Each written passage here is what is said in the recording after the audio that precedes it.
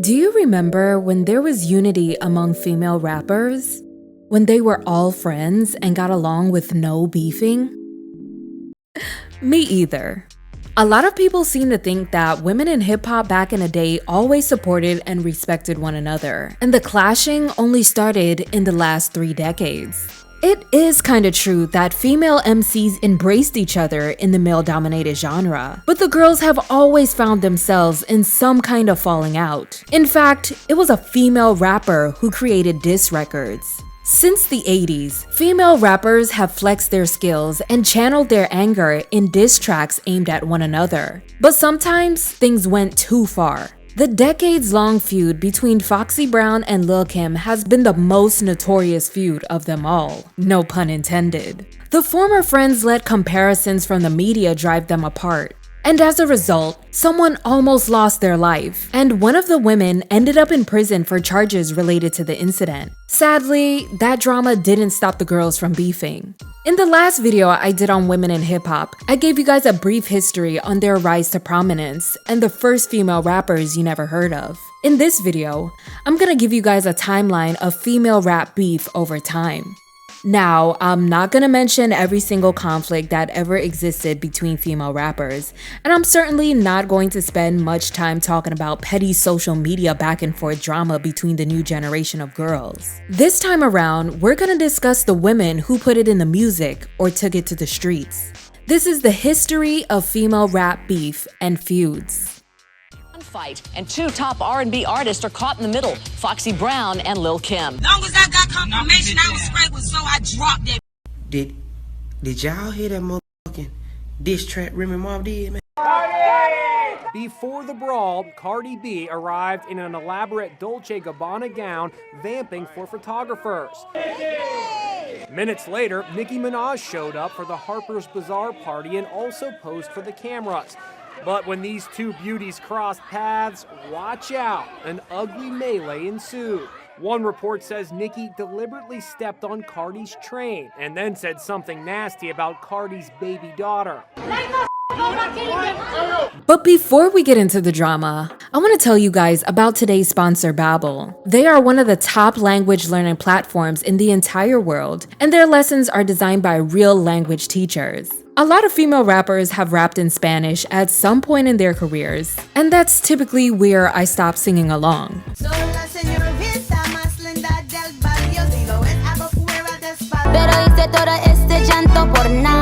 With my spring break and summer vacations coming up, I'm trying to get a little more fluent in Spanish and learn how to roll my R's better so that I can communicate with Spanish-speaking people. Luckily, Babbel's speech recognition feature will help me improve my pronunciation and accent. They offer online courses in 13 languages with multiple cool ways to learn, ranging from games to podcasts. And they'll have you speaking a new language in less than a month.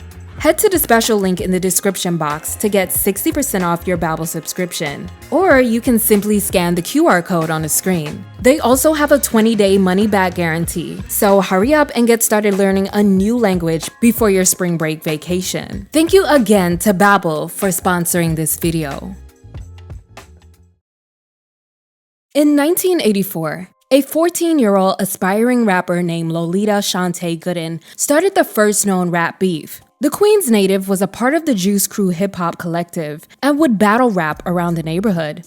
There was a Brooklyn-based rap trio named UTFO, whose best-known single is Roxanne Roxanne, the B-side of their single Hanging Out. The single was a misogynistic response to women who turned down their advances. The group ended up bailing on a local show being produced by Shantae's neighbor Marley Marl and Mr. Magic. Frustrated with their failure to appear at the concert, the two promoters, along with Tyrone Williams, had a discussion outside the housing project where they all resided. Shante overheard the conversation and offered to record a revenge response to Roxanne Roxanne under the moniker Roxanne Shante. The guys took up her offer, and Marley was the one who produced the track. She freestyled over an instrumental that sampled the original Roxanne Roxanne beat for 7 minutes, responding from the point of view of the so-called Roxanne, and the track was titled Roxanne's Revenge.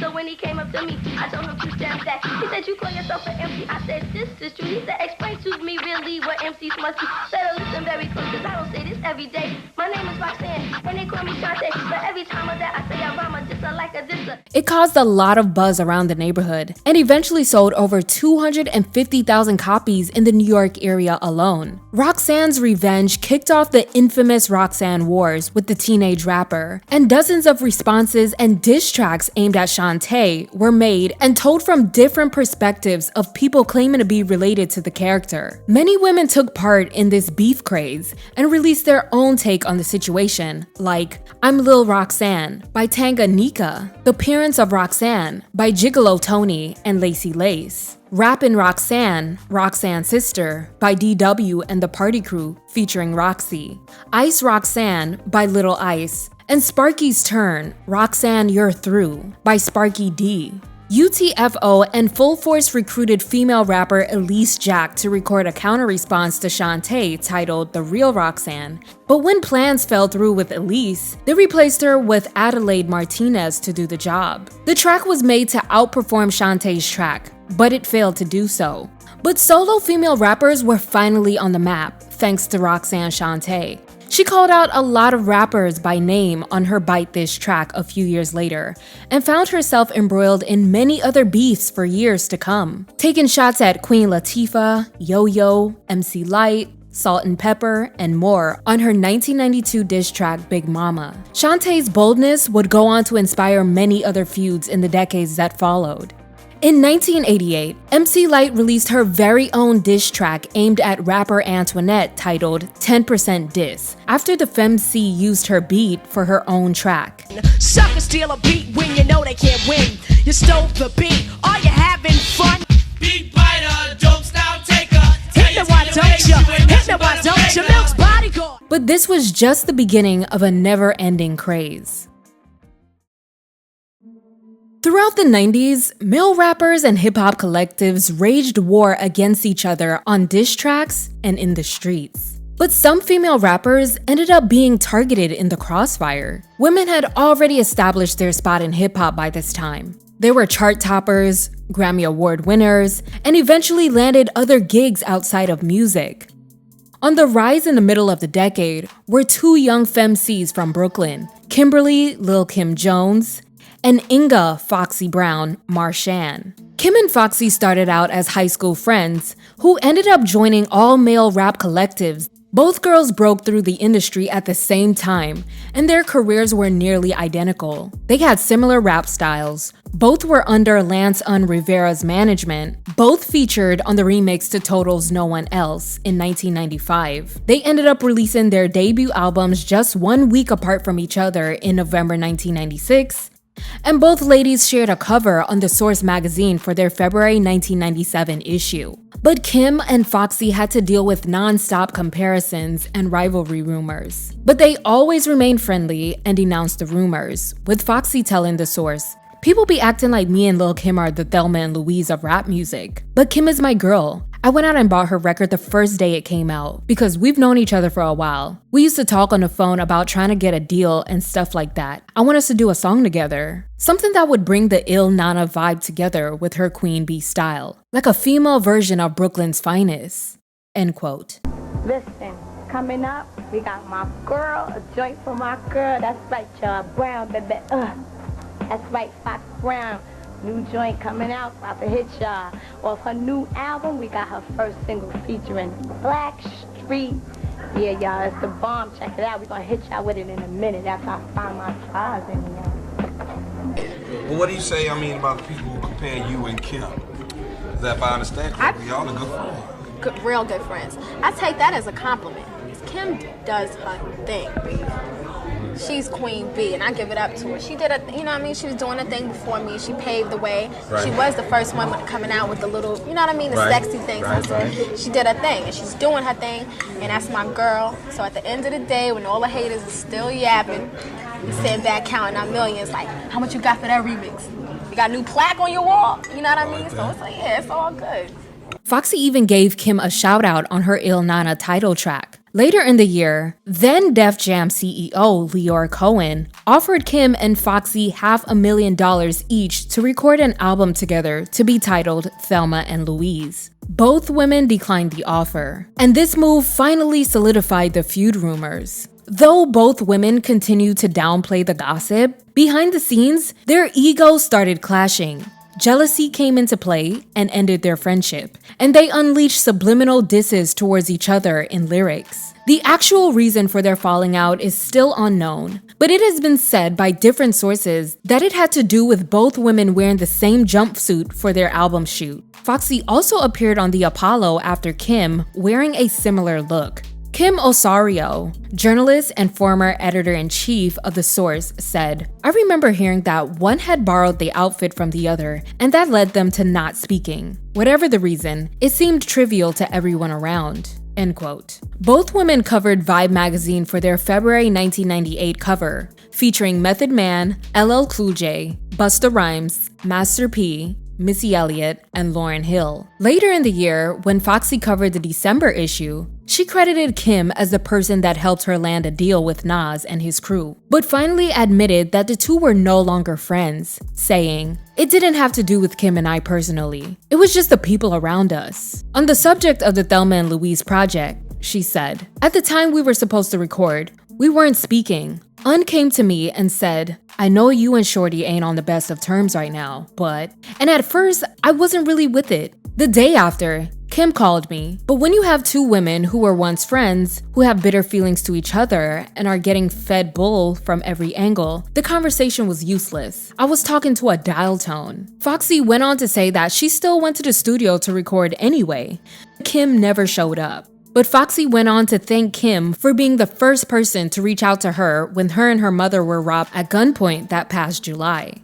As for Kim's side of the story, she says, "Like, Foxy and I were supposed to do this Thelma and Louise song together, and I thought it was a great idea for us to do it, but there was a lot of attitude going on between the both of us. I figured I'm older than her, let me take control, but the feedback I got was not nice. I called her and asked her if we could do it. She said, I already told your people I'm not doing it. That shit was amazing to me. I made the initiative and got shot down. Then it was like, I don't know, I just didn't understand it. And that shit hurt my feelings." Of course, there was silence on both ends of the phone at that point. I mean, she hugged me at the Soul Train Awards after I won and told me congratulations, and I congratulated her too. But I still hear stuff, and I know I can't believe everything I hear. Regardless, she's still my sister, but I'd rather just stay away. End quote.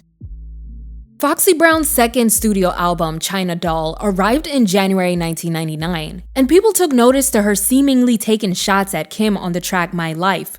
My girls ain't the same, guess it's cause the fame. Bitches smell on my face and throw dirt on my name. Man, cause I made it. Now friends intimidated, hate you as my sister.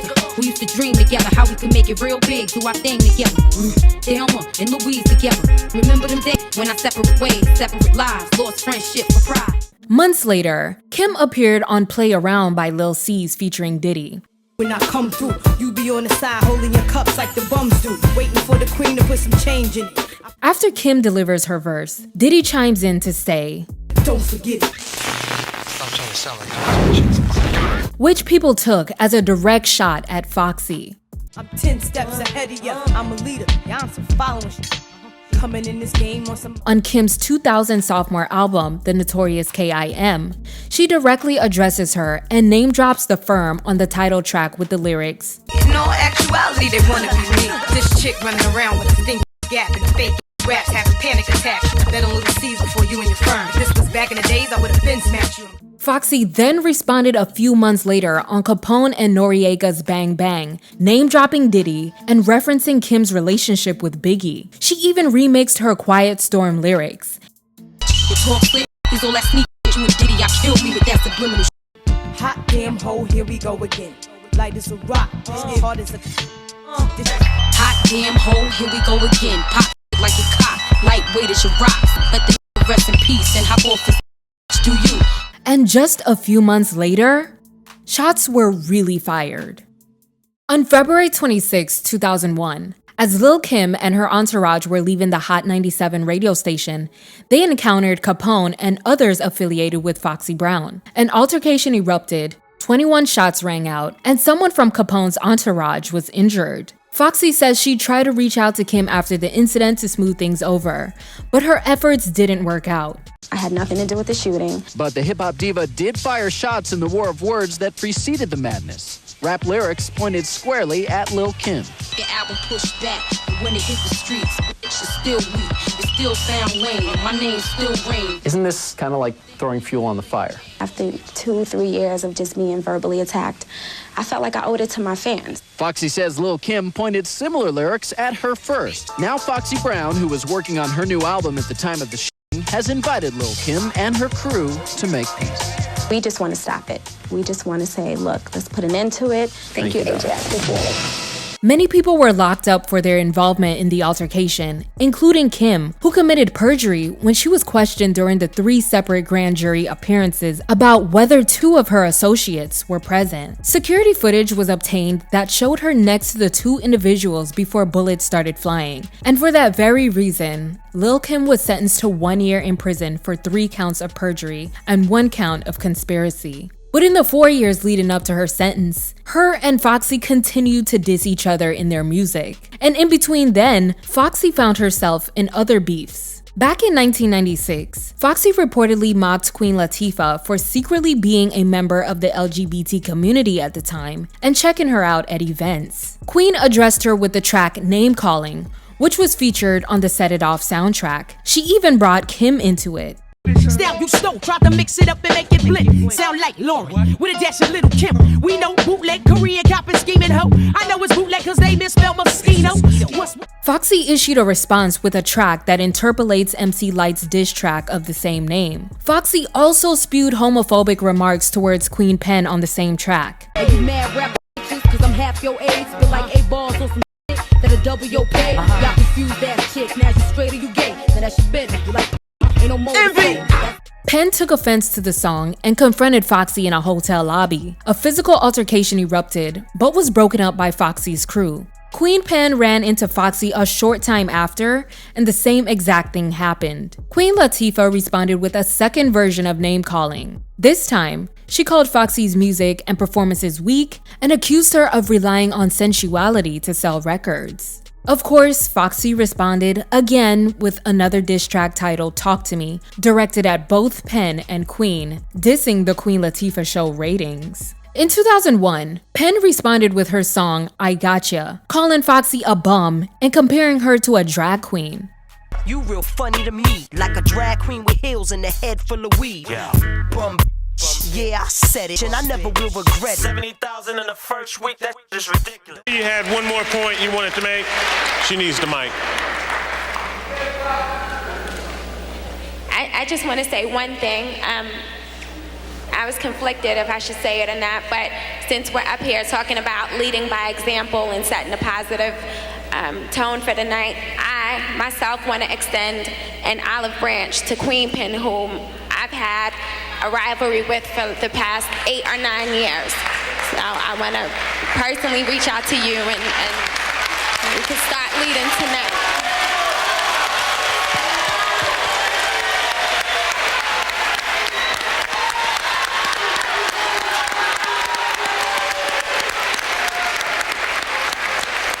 All right. That's a very fitting way. That's a very powerful message. Newcomer Eve and Foxy also had their own set of issues. Foxy, who was engaged to rapper Corrupt at the time, was allegedly having an affair with DMX, who was also married at the time, during the recording of Dog and a Fox from her China Doll album. This resulted in beef between both male rappers, and tension brewed between her and Eve, who was a part of X's crew. She ended up taking shots at both Foxy and Lil' Kim on Let Me Blow Your Mind and Double R What, accusing them of using ghostwriters and being too concerned with fashion. Some of y'all ain't writing well, too concerned with fashion. None of you ain't Giselle, can't walk and imagine. Your chances are slim, cause when God made Adam, he should've made Kim. And her and Foxy went back and forth on tracks for a while. First of all, she's playing herself. She's looking real weak, because any person showing the world, letting the world know how jealous you are of a person, you weak. You're a miserable. I don't know why she's mad at herself. You know what I'm saying? I don't have nothing to do with what she looking at in the mirror in the morning. She can't stand who she looking at in the morning. Sweetheart, Eve been Eve. She knew me since 97. I ain't never been no broke bum. When she came, she know what the deal is. You know what I'm saying? Right. Well, I stopped playing. Like, I'm really glad that I could be an inspiration to her ghostwriter. 'Cause I don't know who he is, but I don't know what I did to him, but they both mad at me right now.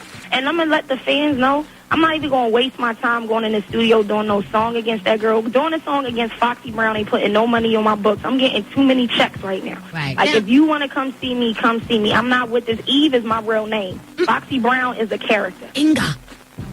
Foxy Brown is a character. So come out that character. Whatever it's going to be, it's going to be. I write my own song. I write my own song. Publishing. So, and another thing, I'm definitely not going to waste time writing a song about this chick so I can wait on her to pick somebody to write a song back to me. You know what I'm saying? It ain't my fault she's been out since 96 and her bank account looks the same. There was really nothing to patch up. I don't like Eve. Like, I don't like her. It has nothing to do with music. It's something that she did that was very disrespectful a couple years ago. What did she do, Foxy? Honestly? Yes. No one knows this. But the reason why Corrupt ever found out anything about DMX having a crush or liking me was through her. Oh. So I approached her, and she ran from me. Oh. Here, point blank. Okay. She ran, and I've never seen after that. And she has made attempts to, like, try to reconcile the situation. But I was like, you know, not my man. Like, you don't bring none of that to my man. I don't care who you trying to bone to get on. Like, that's a legitimate relationship. I have a ring on my finger. Like, don't ever go to that. I reported that. Hurt. I reported that in Philly, though. You that did? you and DMX had a thing, and no, we Corrupt didn't. found out That about was it. Let me Corrupt clarify came that. on the show and co-signed, right, Artie? Yeah, Corrupt is also with Suge right now. Please. Let me just be honest and tell you exactly, because I'm being really, really honest right now. Okay. No, DMX and I never had anything. What happened was there was a tour called Survival of the Illest, a Def Jam tour, and we were in Philly. I came out to perform with Cormega, who was the opening act. We were at a club together, and being that Foxy Brown and DMX were the two known artists, they were like, shout out to Foxy Brown and DMX in the house, in the same sentence, in Philly. Your girl now, who's not signed, who's sitting in the corner with, I don't even want to go there, but who was she sitting in the corner with? Some Stevie girls. J? Oh. How you doing? Oh, okay. Mind you, when she saw him, she was like, look, I'm about to get down with Rough Riders. DMX is trying to get at your girl. Okay. He likes your girl. Corrupting does a song called Calling Out Names. Oh, wow. Which could have gotten somebody hurt. Right. And I told her from then, anywhere I see, like I told her before, like, if I ever catch you in the street, right. I saw her in front of my old publicist's office. She ran. D and Y came out. How you doing? From D and Y came out from Rough Riders, and I'm like, Foxy, come on, you bigger than that. Like, let it go. I let it go for years. No one knew about that. I never said it until she was in interviews being subliminal about Kim and I. And I took that very personal. Damn it. Foxy had many other falling outs with female rappers in the 2000s, including Charlie Baltimore, Lisa Left Eye Lopez, Natina Reed, Remy Ma, which resulted in Foxy getting strands of her hair yanked out and punched on another occasion, and Jackie O, which ended in a physical altercation at a recording studio in Miami. Long as I got confirmation I was sprayed with so I dropped it. Lil' Kim, on the other hand, had good friendships with her peers and had the most successful career of them both. While things were cooling off between Kim and Foxy, there were other female rap beefs brewing down south. There was the unfortunate falling out between Diamond and Princess of Crime Mob. We had Miami rappers Jackie O and Trina versus Kaya over the Queen of South title. Jackie O had her crew wear t-shirts that said "F Kaya" on the front and Jackie O, Queen of the South, on the back. She a fan. It's cool. You can be a fan. I guess she mad because I sound the Queen of Florida. Alright, you want to be the queen? You could be the queen. Queen of the Florida Everglades. Swamp monster. What's her name? Kia? Kaya? Yeah, that my neck, my back, Kaya. But I'm about to make you bow down to the Queen of the South. Now hold what you gon' name your baby. Baby, man, I love you, Lil Weezy, but that ain't your baby. All this talk about wacky, yo, being the Queen of the South. Yeah, you a queen of drag when you... Other than the feuds just mentioned and some other underground rap beefs, we wouldn't really hear of many feuds until the next generation of female rappers started breaking through. By 2008, Kim, Foxy, and Remy Ma were all serving time in prison for their own legal troubles. And most of the mainstream female rappers from that era had seen a major decline in popularity. Men were back to dominating the genre. Meanwhile, there was a Trinidadian-born rapper residing in Jamaica, Queens, New York named Onika Tanya Mirage, who went by the moniker Nicki Minaj. After graduating from LaGuardia High School of Music and Performing Arts, Nicki joined a rap quartet named the Hood Stars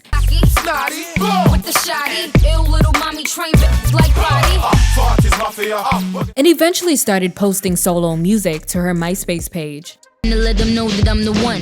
Way I ride the drum, they salute me in the slum. In the 600, the color of bubble.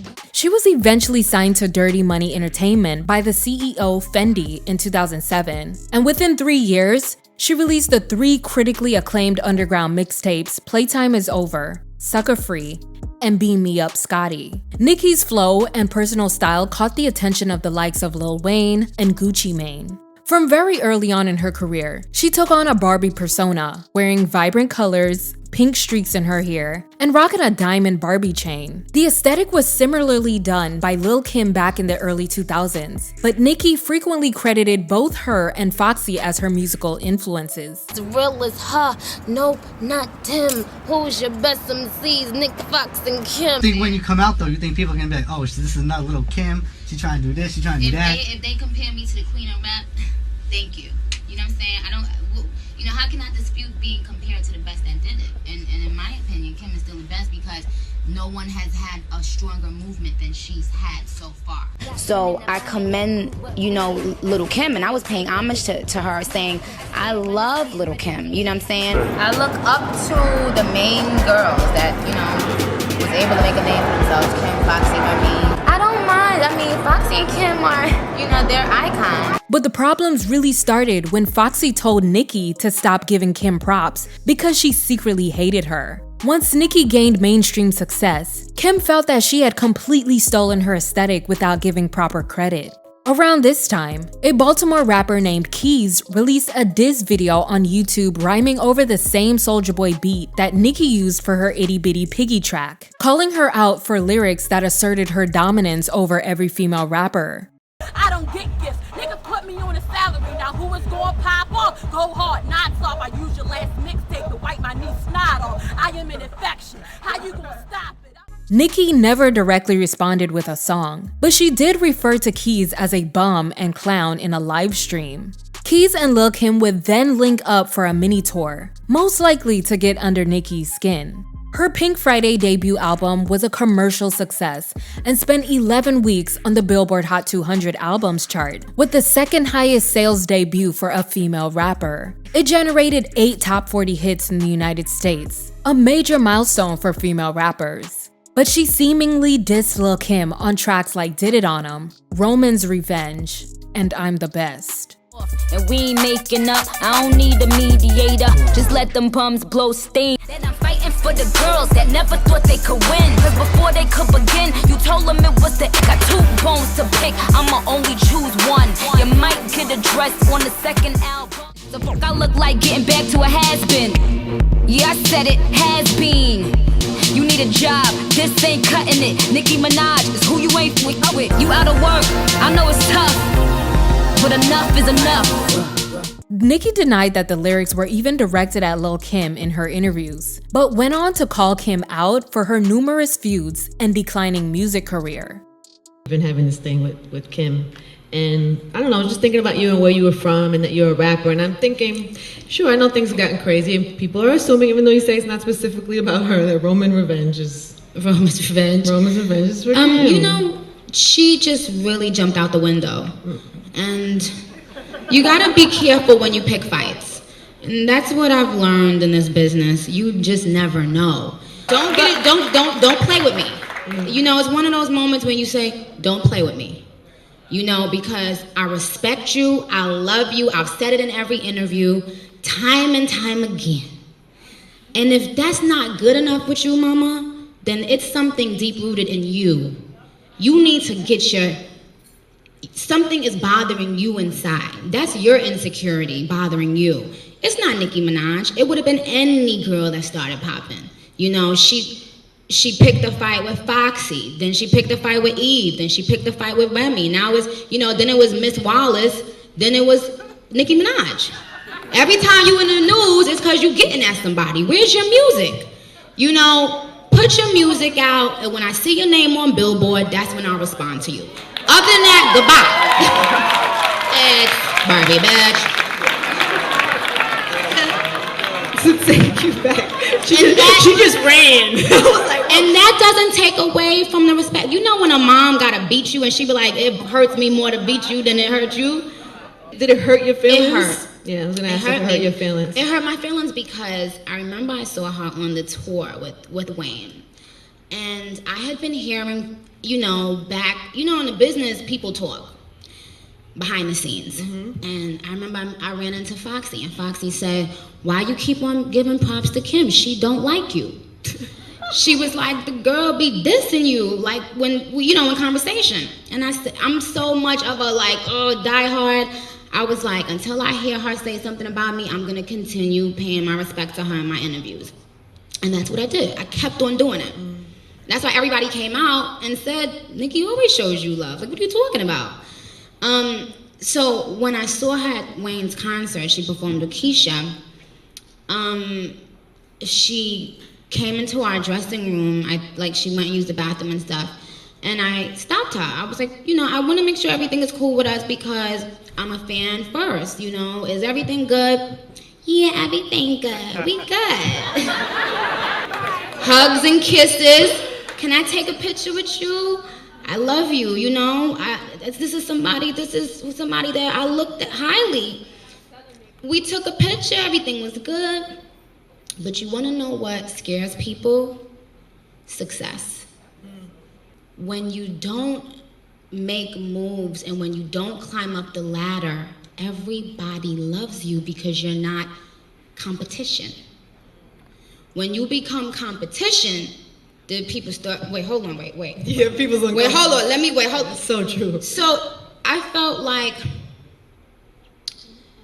you're gonna go down in history now as a sore loser, as opposed to going down in history as the queen. Because if you can't beat them, join them. If you don't have something nice to say, don't say anything at all. You don't have to feel the need to put somebody down and make yourself feel better. I see people do things all the time that I think, that remind me of Nicki Minaj. But it's like, do you, honey? It's like we all take from each other. It's, you know, when you see Gaga, you see Madonna. But Madonna never hated on Gaga. Why in the black communities we gotta hate on each other instead of saying, thank you for showing me love. Thank you for, you know, like keeping my name alive. You know, the same way she opened doors for me, I'm now opening doors for her. Because nobody was even playing your music and you damn sure couldn't get an interview to save your life. But now you getting interviews and every time you do an interview, they asking you about Nicki Minaj. So it's like we help each other. You know, that's the point. We're helping each other. But if you are bitter, get a life. Kim retaliated with a 5-minute song titled Black Friday, released the same week as Pink Friday in November 2010, calling Nicki a Kim wannabe and her clone. She even released visuals for the song that mocked the new rapper. I'm turning Pink Friday to Friday the 13th. Alright, you little Kim clone clown. All this buffoonery that stops now. Time for you to lay down. I'm sick of the fraud. In February 2011, Kim released a 20-song mixtape of the same name dedicated to taking shots at Nicki. The tape was widely panned by critics and old fans of Kim's who thought that this behavior was beneath her and made her look bitter and jealous. Like, say she says nothing else from this day forward. See, in this industry, what I've learned is you never know. You just never know. And that's what I've learned in this industry. You just don't pick fights. And you don't pick fights with Kimmy Blanco. Because I'm not taking my foot off her neck. Now, you started this. Hope she ready for this. Cause I don't play. I'm not playing this. I'm not with that. They ain't gonna come and try to be like, oh, you know, woo, woo, woo, woo, you know, maybe, nah. You know what I'm saying? Lil' Kim wrote the Sexy Piano song, Willie, and I love her, right? But I've been seeing a lot of imitators, a lot of imposters trying to do what Kim do. You know what I'm saying? And I'm a little bit irritated by this because I'm like, straight up, Kim is the best female rapper in the game. Fucking trying to bite the style. You know what I'm saying? I swear I love y'all. Fucking trying to wear the, you know what I'm saying? Wear the clothes, wear the wigs. Baby comes to me, he gives me this record. Now, in my mind, I already knew that they was trying to break Homegirl. So I said, I know they're gonna try to put her on the track or whatever. But she was already down with them? Yeah, she was bubbling. She had a little buzz at the time. Okay. My thing was, if they did it, let's just make it big. Let's make sure we do a video. Let's make sure that it gets out there. Right. Mm-hmm. So what happened at the video shoot? I heard we that never had a video shoot. I heard some story that the video shoot was actually about to take place and she didn't show up or something. No, that's not even close to the story. We never got a video shoot. My whole beef with it is we needed that video shoot, but their whole plot was to get me to do the record so I could stamp her and say, look, it's okay. Kim don't want this. Kim is done. Like, you know, basically they treated me like as if I wasn't even alive anymore, and I thought that was so disrespectful. And she wanted to be the only female out there, so she's loving this right now. Like, yeah, or we not. Yeah, it's almost like, whoo. She strikes me as the type of female that if she was to be my friend, it would just be to get my swag, and once she got that, she would be out. I mean, isn't it possible in this case she was like, oh, this kind of sucks, like Kim's a hero of mine? Because it's obvious. I thought the way she was playing early on was clear that she admired you. Oh, baby, you mustn't do your homework. I got a collage that I'm putting together of little shots that she was taking even back then. And my thing is, you know, verbal shots. In raps, in just interviews, and just talking shit. And you could tell she really wasn't groomed, and I felt bad for her because I'm like, damn, if she get with me, then I could let her see how, you know, I could show her that how to kind of move in this game, because she was moving wrong. But you could tell after she kind of, you know, started, you know, to get a little more buzz, you could tell somebody sat her down and said, listen. Right. You didn't meet her when you recorded that record? They did it separately. I saw her, I met her one time at Lil Wayne's concert, and I heard her tell the story on Hot 97, and I was laughing. Well, it was lies? What she told Angie? Kidding me? It didn't go down like that. Come on, picture somebody saying to me, we good? What? I had to win her throat, snatched her larynx out. You kidding me? I go in the bathroom and she's in there and she's like, oh my goodness, we finally get to me. Oh, she's like, oh my goodness, we finally. And I'm like, hi. And so she says to me, the Fran Drescher voice is too good. She asks me to take a picture with me. And I'm like, of course. But you know, I think I used the bathroom first or whatever, and I came out and I took the picture with her. And then she was like, yeah, oh my God, you are so small, you're so tiny. That's what she said, something like that. And I was like laughing, I was smiling at her. And so I said, you know, I tapped her and I said, we need to talk because I like you. I said it like that. You know, I like you. That's Brooklyn. She failed. Exactly. Brooklyn. She failed to mention that, but it's cool. So I said, we need to talk because I like you. And she looked at me, she was like, is everything okay? Is everything good? Like, she was nervous. It didn't come out like everything good, you'll be good. Oh. Right. If you didn't have a problem with me, remember, all of this didn't happen until later with me going on the road and Ray J coming out at the show and saying what he said. That didn't happen until later. What did Ray J say? People don't understand, but I know as time goes on, people gonna go, oh, I get it. And I'm hoping that you guys get it now. And it seemed when you was coming at Nicki, you was, you know, just being bitter and disgruntled. You're wrong. You seemed like the old, you remember Players Club? You're wrong. The tricky chick. Let me tell you why you're wrong. And let me tell you why you did wrong. Because it's deeper than that. And if you listen to that song, the way I did my vocals, hers were different from how I did my vocals at that time. Mm-hmm. So shortly after that, she started releasing all these records, doing her vocals the way I did my vocals. It was my sound. Mm-hmm. I brought that to the table. The problem with her is she was very catty with it. I never had a problem with her. I was always nice with her. Always. She was a very obnoxious person, but I was always nice with her. From the time I saw her in that dressing room, the story she told, I don't even know what the heck she was talking about. Like, that's not even how it happened. But from the moment that I met her, I was always cool with her. But after that, it almost seems like when they realized, okay, we need Kim, we want to study her swag. That's what it kind of felt like, because I was around for a long time, and they're like, okay, let's study her swag, and and I think they wanted to get that record just to stamp that I was okay with what was going on. You understand what I'm saying? For me, it was a break back into rotation, into, if that would have been a big video and a big event record, it would have been good for both of us.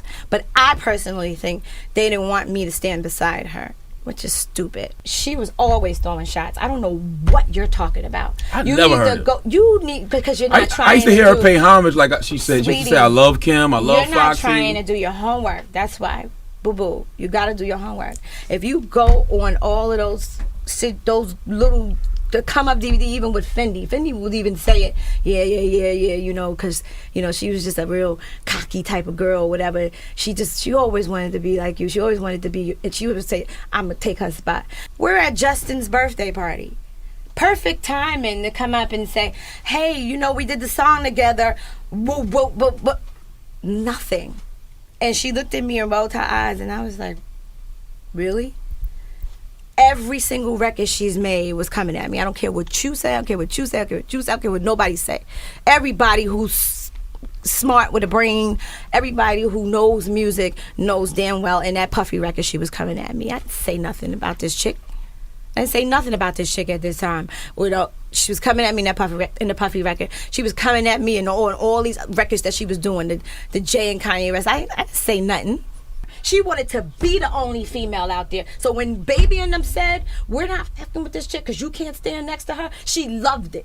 Because she didn't want to stand next to me. I think it's her. She wanted to be out there by herself. I think the industry puts women against each other all the time. Yeah, they do. That's exactly what happened. And my thing is, you have to be smart enough to say, yo, I don't know what they talking about, but you my bitch. Don't start coming at me in records, talking to me, just talking about me disrespectful, you know what I'm saying, indirectly. Don't do that. What did you think of a performance by a certain hip-hop artist who kind of rips off your style, if you don't mind me saying? What did you think of Nicki Minaj? I didn't even know. Who was it? Who? Oh, I'm sorry. No, She was wearing a Little Red Riding Hood outfit. Oh. Yeah, If you have to make a song called Stupid Ho, you must be a stupid hoe. This whole feud left people divided. On one hand, you had people calling Nicki a fraud for refusing to properly credit Lil' Kim for influencing her image, while others thought that Kim should just embrace a newcomer who was inspired by her as a legendary female rapper. In the end, the whole fiasco damaged Kim's image at the time, as Nicki kept things going by repeatedly dissing her, mocking her changing appearance, and referring to herself as the Queen, a title Kim once went by. As Nicki Minaj went on to become the biggest and most celebrated female rapper in the world, Kim, who once held that position, became a joke to the public, and people only saw her as an old femc who couldn't handle a new generation of female rappers thriving as her career was on the decline. Nicki told T Magazine that she wished Kim would embrace up-and-coming talent instead of dissing them, saying, "The thing that I want to promote is that if you see someone doing their thing, give them their props. We all have it hard and face the same challenges as female MCs. Show some mutual love and respect for each other so that it doesn't get nasty. And she can be a nasty character." End quote. But this whole ordeal will become so ironic years down the line.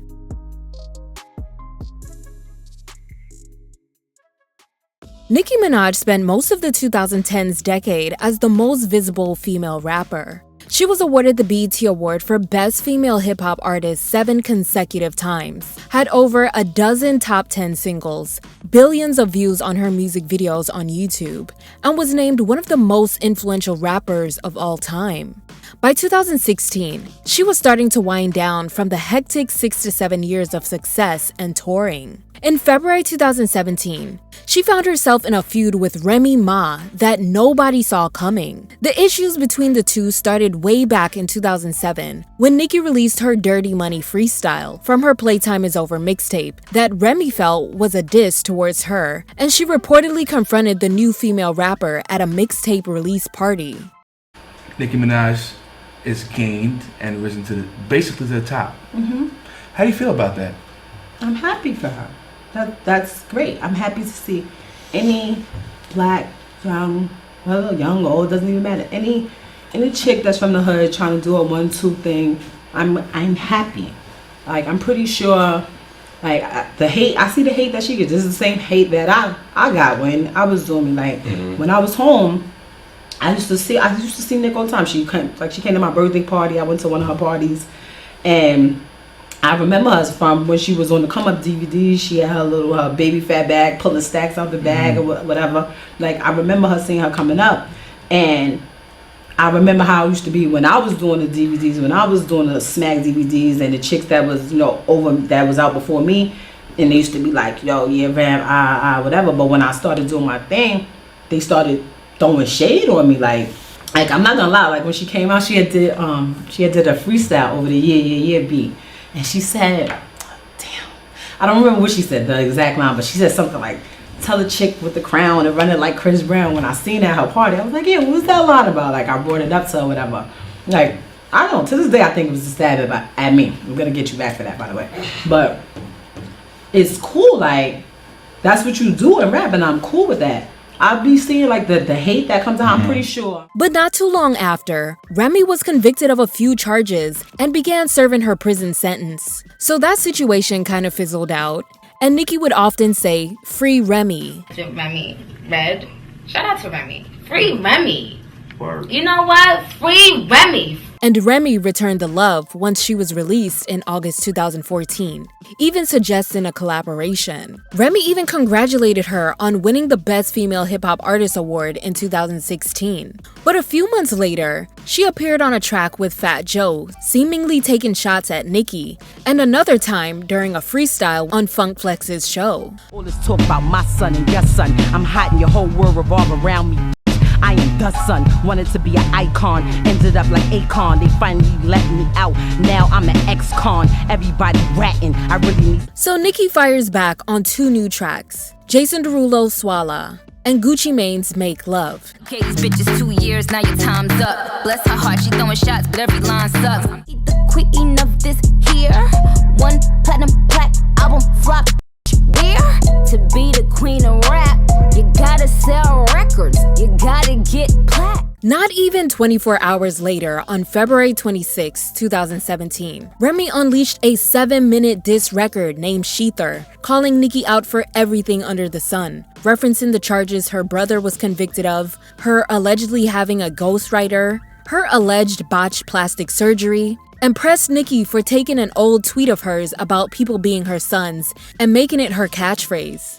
How you take my 09 jail tweet and run, talking about bringing knives to a fight with guns, when the only shots you ever took was in your buns. You was screaming free Remy when I was upstate Doom, but now that they free Remy, you don't sing the same tune. No, to be the queen of rap, you can't have a ghostwriter, and that's why this is my house, Flow Writer, that troll the web browser. I'm sorry, you can't get it online without Safari. Nicki didn't respond with a song immediately, but she posted things on social media, poking fun at Remy's album sales, posted a clip of Beyonce referring to her as a rap queen, and attacked Trey Songz for not coming to her defense. Remy continued to taunt her with another song, social media posts, and appeared on the Wendy Williams show dressed as if she was attending a funeral. A lot of people have very short attention spans for 7-minute songs. But I stopped, started, repeated, stopped, started. I fell on the floor, I got up. I crawled to the telephone to, call somebody. I mean, but why was Nicki targeted? She started, and then, I feel that it's weird because she's been doing this to a lot of females from Little Kim to Mariah to Taylor to Hannah, like, and no one says anything. What? It was the behind the scene things that you people would never know about, you know, as far as trying to keep me off of red carpets and trying to make sure awards don't go to me or she's not gonna be in attendance or trying to get people to make bad reports about my album sales or just anything that I'm doing to make me look less and make her look better. And I have a problem. When you're trying to stop my bag, when you're trying to stop me from taking care of my children. The internet was going absolutely nuts over this diss track, and dozens of celebrities reacted and voiced their support for Remy Ma. That's when I catch you a real red carpet. Now what I'ma do, I'ma just stick to the facts. Be so scared of my future. Did y'all hear that motherfucking diss track Remy Ma did, man? Foxy Brown found her way into the beef and posted a snippet of a diss track towards Remy, despite just giving birth to her daughter. The whole world waited anxiously for Nicki's official response, which finally came on March 10th. She responded with 3 singles with the help of Drake and Lil Wayne. Cause I don't need no fraud. I don't need no drama when you call. I would've helped you out that pit you fell in. I am the generous queen. Ask Miss Ellen. Heard your pussy on yuck. I guess you needed a pat. I got before and after pictures of your surgery. The bitch gambled her career, now it's gonna be severe. She wrote on Instagram, "Great diss records can't be lies. Great diss records are facts. But here at Young Money, we don't do diss records. We drop hit records and diss you on them. The greats took 3 months to respond to diss records. Queens don't move on peasant time. Queens shut down Paris. Then drop hits on Queen time. Been writing my own rap since I was 11. God knows. Next week, I'll beat Aretha Franklin for the most Hot 100 hits on Billboard by any woman in the world ever in the history of music. Stay in your bum ass place. Jealousy gets you nowhere. Now I got a countdown on my own for Shanae. You got 72 hours to drop a hit, and I'll give you $500,000 if you can book any show or interview without mentioning the Queen name." End quote. But people clowned Nicki's singing ability and lyrics, saying that it wasn't her best work, and criticized the heavy use of auto-tune. Remy kept things going by performing Sheether that summer at Hot 97 Summer Jam, and brought out Queen Latifah, Young M.A., Lil Kim, MC Lyte, The Lady of Rage, and Cardi B to perform UNITY. And just a few days later, BET gave her the Best Female Hip Hop Artist Award, breaking Nicki's 6-year-long streak. And the crowd went wild. Y'all some liars. It ain't no facts in your song. And yeah, that crown is coming back to the Bronx.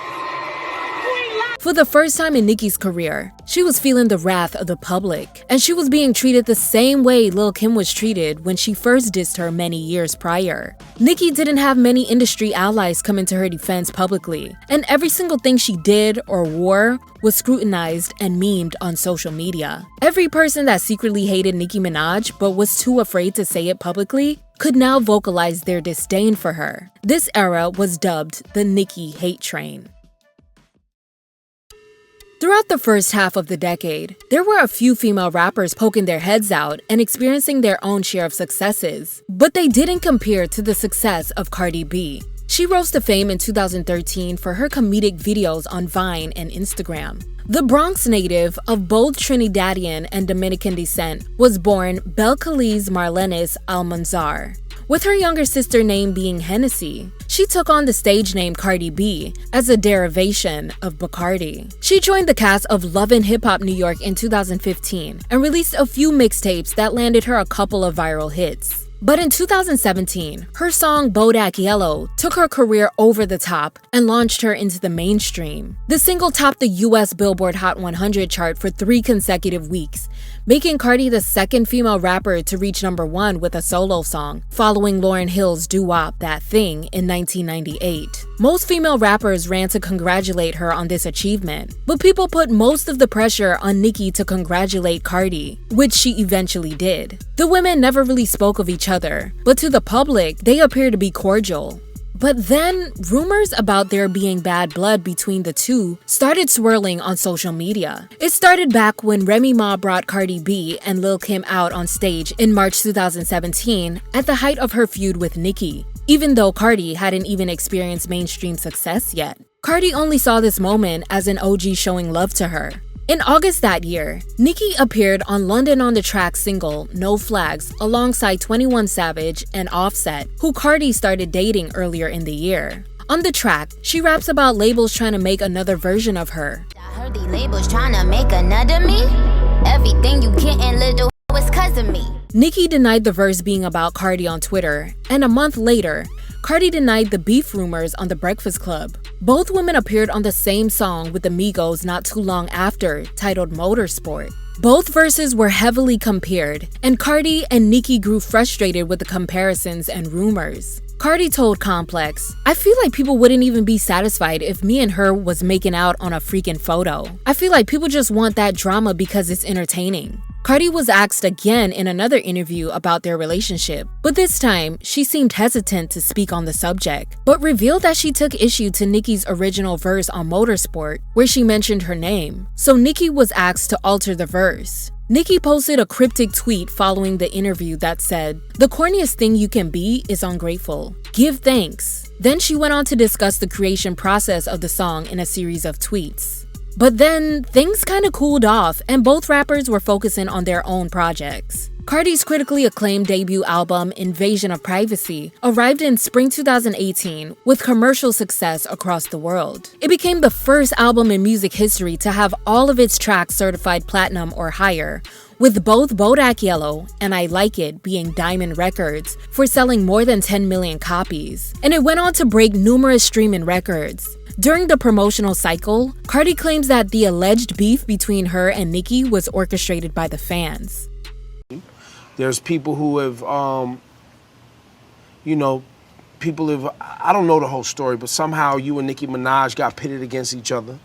And then you often talk about sneak dissing, so unpack that for me. Is there something between you and Nicki, or is that just internet made up? I just feel like it's really internet made up. Like, I really feel like fans and people, they really want to see that happen because it's really entertaining. To see people beef is entertaining. Like, I am going from when Nicki and Remy was beefing, everybody was tuning in like, ooh, what's next? What's next? What's next? But I don't really have the time for that. Like, it's like if you ain't my man, or if you're not taking my money from me, you're not stopping my money, then I don't really give a about you. People just want to pin it so much because it's entertainment, but they don't want to handle their own beef. And I spoke to her before in person, just like we're talking right now, like this close to each other. So it's just like I always say, like, I don't ever want nobody sneak dissing me. I'm not the type of person that if there's something that you could talk it out, you could talk it out, because it's not always rah, rah, rah this, rah, rah, rah that, because we grown, unless you want to take it to the rah, rah this, rah, rah that. But other than that, it's just like, I just feel like fans just keep doing it. Like, they just keep doing it. Unfortunately, both female rappers let it manifest into real-life drama. Following the release of Invasion of Privacy, Nicki prepared for her next album and released the two singles Chun Li and Barbie Tings. While promoting the new music, she revealed to Zane Lowe that she felt that Cardi hadn't shown her real, genuine love. You know, with Cardi B, she's done exactly what she should have done. You know, she's just gone full steam ahead, and congratulations to her. The only thing with Cardi that really hurt my feelings was the first interview she did after Motorsport came out. I remember, like, when I first came in the game, if a female of that stature had done a feature with me on it, I would only be, singing their praises and saying thank you. The first interview she did after Motorsport came out, it just really hurt me. Because she looked so aggravated and angry, and the only thing she kept saying was, "Oh, I didn't hear that verse. She changed her verse." Like, I was like, "What?" I remember when I first did a song with Trina for the first time. That's why to this day I love Trina, because she is the first female rapper I think that acknowledged me behind the scenes and said, I want you to be on my album. Till this day, you've never heard me speak ill of Trina just because of that. That's very important. And so her most recent interview, Cardi, that's when I just came back on Instagram. And I saw it, and I felt good. I finally felt like she said something genuinely nice, about me. But with Motorsport, I kind of felt ambushed. I felt like Quavo at that time was, like, Quavo is my baby. I love Quavo. And at the time, I went on Twitter and I explained how Motorsport came about. And, people were saying that I was lying. So I texted Quavo and I said, hey, just, could you back me up on this? Because, I don't want people to think I'm lying. What do I have to lie about? And he didn't back me up. And, he texted me. He was like, I would go on Twitter and back you up if you were my girl. LOL. And that hurt because he's somebody, like, I love him, It hurt my feelings to know that people would watch me be slaughtered and not one person will step in to say the truth. They will run with that lie because it's, can I have some water, please? They'll allow people to run with the lie because it's entertaining to make Nicki seem like a bad guy. And it's sad. And he texted me and he said, is it okay to put Cardi on it? And I still have the text in my phone where I said, yeah, let's do it. And that's the only story I told. I said exactly how it came about. All of them allowed me to look like I lied. And, even with the scheduling conflict, she's using my hairdresser now. So even he can attest to the fact, Tokyo, he knows that there really was a scheduling conflict and it was because of him. He's the one that couldn't show up. And I texted him, I said, that if I don't show up the day she's shooting, they're going to act like it's because I'm doing it to be mean, with the current Nicki hate train. And he wasn't able to come, he had something to do, and that's fine. So I had to shoot on another day. They all knew that, especially if you're using my hairdresser now. He can attest to that. And you still did interviews, and y'all all still jumped around that, and just to paint Nicki as the bad person. The first thing out of your mouth when someone asks you about a Nicki Minaj feature is, she changed her version. Excuse me? It's because of the Nicki hate parade. Nicki then tweeted, how can you say someone changed their verse and forget to say Quavo told me to remove my singing part, which I loved, and Atlantic told me to remove your name from my verse per your request. So how were those changes gonna happen if I didn't change my verse? End quote. But a month later at the Met Gala, both women posed for pics at the event to kill the critics. Somehow, a few months later, the feud was back on. They continue to go back and forth on social media and on Nicki's radio show. I didn't know Cardi and I had an issue, but I guess we do since you're saying it, other people are saying it. To me, she may have taken an issue with things that I've said, but I'm not going to bite my tongue. I mean, this is right. You gotta have thick skin. People talk shit about me all the time. I don't go around and tell people, oh, stop posting me because I see one bad thing about myself. You can't expect to be liked and loved and praised all the time. Give me a break. I mean, look, I'm used to it, Nicki Minaj's fourth studio album, Queen, was released in August 2018. Though the album got generally positive reviews, it didn't receive the same high accolades and critical reception of her previous albums. It also got blocked from the #1 spot because of the second-week sales of Travis Scott's album. And Nicki's critics were delighted to see her sales and popularity declining with the rise of Cardi B. Then the unthinkable happened a few weeks later in September. Videos started making rounds on the internet showing Cardi throwing high heels and attempting to fight Nicki at the Harper's Bazaar Icons party during New York Fashion Week.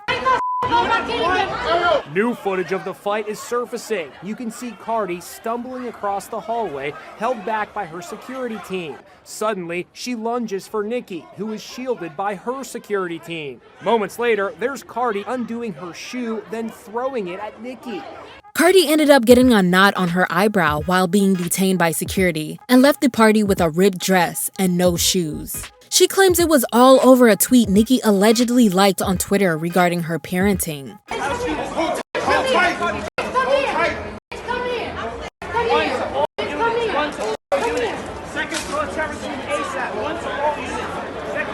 Though this wasn't a good look for Cardi, people focused their attention on Nicki, clowning her for standing behind security and doing nothing, despite having a combative persona. Both women continued to go back and forth on social media and in songs. Something so mortifying and so humiliating to go through in front of a bunch of upper echelon, and it's not about white or black. It's about upper echelon people who are, you know, people who have their lives together. The way they passed by looking at this disgusting commotion, I will never forget. I was mortified. I was in Alexander Vautier gown, okay, off the motherfucking runway, okay? And I could not believe how humiliated it all felt, because we, and I use we loosely, and I'm gonna clarify we, how we made ourselves look. Because she has built her career off of sympathy and payola. Refers to you black women, oh, we got the receipts for that too. FYI, she refers to black women as monkeys and roaches. Roaches! And what happens is, first of all, let's get up a 1-800 number for postpartum depression. You just had the biggest blessing of your life with a child, and in 2 weeks, you have attacked 3 women? This is my thing, Nicki Minaj, right? How you saying that I got ragged by Riley when there is so many footages of that night, every single angle, and where am I getting ragged at? Why would I be here sitting in line like, oh yeah, I did this, I did that, knowing that the next day there's gonna be so much footages of that same night? And second of all, how you say that I was the wild animal, that I attacked you, that you was mortified, that you was humiliated, playing the victim, but now you're the gangster. You need to pick a side. Do you want to be the victim or do you want to be the gangster? You lie so much you can't even keep up with your fucking lies. First you're saying that you got the footage, your cameraman got the footage, but now you're talking about you want to pay somebody $100,000 if they give you the footage. Yo, makes sense when you talking. I thought you was the victim. I know what there's footage of. You standing on the wall talking about, I'm standing right here. Miss Chung Lee, the street fighter. You go on your Twitter and you start liking shit like this. You start liking shit like this. Endorsing that type of nasty behavior. Bitch, you're fucking sick in the head. Now you're trying to say that I'm trying to stop your bag because 21 Savage didn't do a music video with you. Sis, I'm not even that close to that man. So what you need to do is stop focusing on other people, focus on yourself and focus on your craft, because you're out here fucking up your legacy looking like a fucking hater. Until this day, they still continue to do spiteful things to get under each other's skin. For example, Nicki cast the 2 sisters who filed charges against Cardi in her music video. And Cardi poked fun at the fact that Nicki's husband is a registered offender and not allowed to be around children. After all of that surgery, you are still ugly. Now that is what gets me. I stay on her mind. I got condos in that page. While Cardi has gotten into her fair share of social media falling outs with many others, it was Nicki who got the most flack for even feuding with a younger new artist and even entertaining the drama. People taunted her with Cardi's achievements that included #1 singles and Grammy Awards. Things Nicki hadn't even accomplished by that time. The same thing people did to Lil' Kim on behalf of her. Since then, Nicki has shaded or feuded with other popular young female rappers, including the City Girls, Coi Leray, Lotto, and Megan Thee Stallion, who collaborated with Cardi B, so Nicki retaliated by showing love to Tory Lanez and referred to her as insulting names like Bigfoot and Horse. People were constantly calling Nicki out for many hypocrisies, like criticizing Cardi for being Latina using the N-word, despite her numerous collaborations with Tekashi 69, accusing Remy Ma of plastic surgery shaming her, despite doing the same in lyrics, lashing out at Travis Scott for bundling merch with his album to increase the sales, despite doing the same herself. And doing to the new girls the very same thing she criticized Lil' Kim for, despite being an older industry veteran and being years ahead of them. Nicki has established herself as one of the best rappers that ever touched the industry and the reigning female rapper of the 2010s. But her petty antics have tainted her image and lowered her celebrity status. For example, cursing people out on her radio show, collaborating with bloggers who hate on her rivals, attacking and doxing journalists on social media, and encouraging her fans to harass anyone who dares to criticize her. Lotto dubbed her the 40-year-old bully, and this turned into a viral hashtag. But she's not the only one. Azealia Banks' notorious online nastiness and feuds with any and every person under the sun contributed to her career stalling before it could even start. Cardi B and a few lesser-known female rappers also involved themselves in social media squabbles frequently. But these days, the girls rather put it on the timeline instead of in the music. No matter how you feel about any of these femcs mentioned in this video, they've all contributed to the legacy of female hip-hop, experienced their own successes, and broke records. That's all I have for this video, but I would like to know, which female rap feud had you invested the most? Like this video, and subscribe to BFTV for more content.